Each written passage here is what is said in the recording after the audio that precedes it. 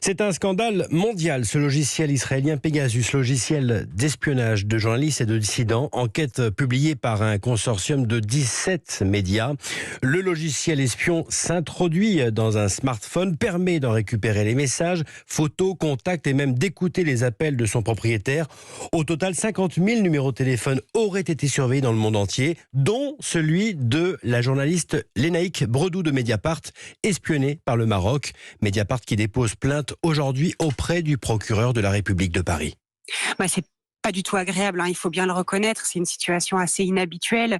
Et puis après, évidemment, vous avez immédiatement une pensée pour les milliers d'autres personnes qui ont été ciblées. 50 000 cibles, c'est énorme.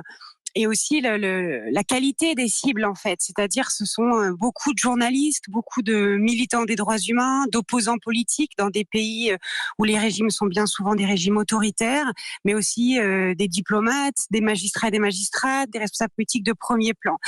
À partir du moment où vous savez avec qui parle quelqu'un, vous pouvez imaginer des montages, vous pouvez imaginer des moyens de pression, utiliser des chantages personnels pour faire taire professionnellement des gens. Ces données privées vous donnent potentiellement un moyen de chantage sur des journalistes ou sur des militants ou sur des opposants. C'est là où c'est grave et c'est là où c'est pas qu'une histoire de journaliste ou une histoire corporatiste, c'est que c'est une atteinte à toutes nos libertés, à toutes et à tous. La journaliste Lénaïque Bredou de Mediapart avec Jean-Sébastien Soldaini.